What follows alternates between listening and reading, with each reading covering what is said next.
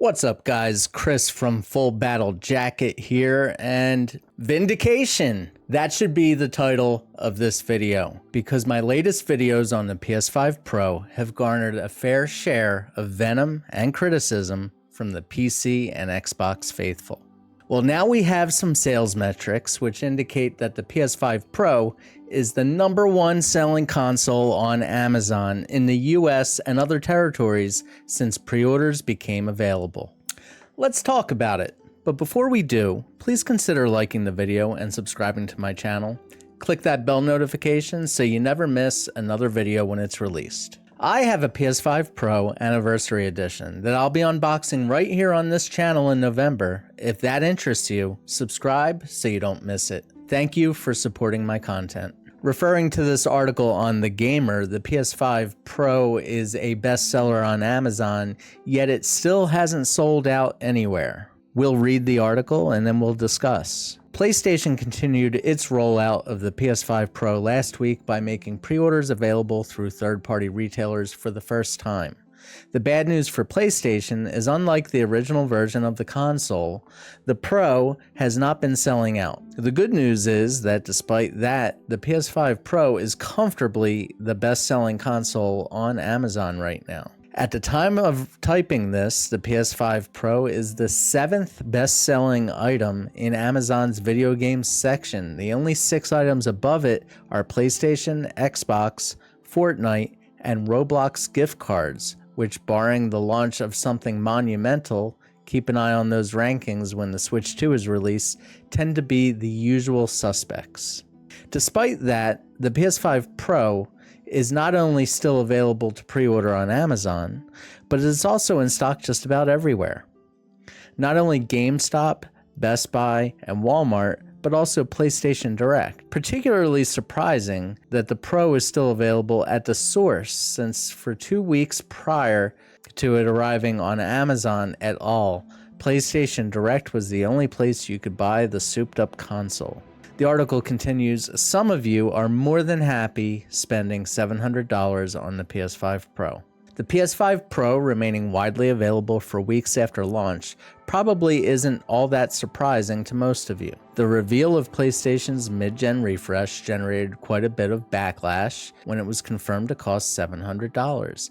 That's a lot of money for something that doesn't promise that much more than a regular PS5. Twice as much storage, which is nice considering the ballooning sizes of AAA games and better visuals in select games, the list of which isn't all that long at the moment. It's also entirely possible that PlayStation was simply more prepared for the Pro's launch than it was for the regular PS5. The base console sold out immediately when it was released almost 4 years ago and stayed that way during the months that followed. The reality is likely somewhere in the middle. I'm sure PlayStation overprepared for the Pro's arrival, but I also don't think as many people are prepared to pay $700 for it as PlayStation might have hoped. So based on the reactions to the Pro online, it seems like many were expecting or hoping for PlayStation's mid-gen refresh to fail. But clearly that isn't happening based on the sales data from Amazon. Even though Amazon is just one retailer, we can take this data and extrapolate it as a key indicator of how the Pro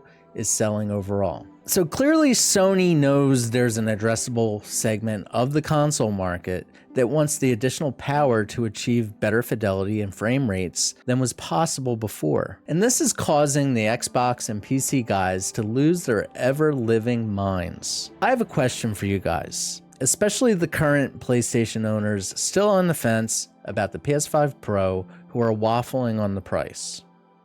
If you could get a PS5 Pro for $200 or $300 less than retail, would you buy one? I was looking into the resale value of the PS4, PS4 Pro, and PS5, and here's what I found. On eBay, a used PS4 Pro sells secondhand for roughly $170 to $290. And a launch PS5 with a disc drive intact goes for $249 to up to $320, depending on the listing. Even a digital PS5 goes for around $300. If you really wanted a PS5 Pro and price is the barrier, selling your OG PS5 will help defray some of the Pro's sticker shock. And if you're satisfied with the base PS5 Pro for now, nobody's forcing you to upgrade. The Pro is a niche product for a niche audience, and that audience is lining up to purchase the Pro. I want to end this video with a theory. I think in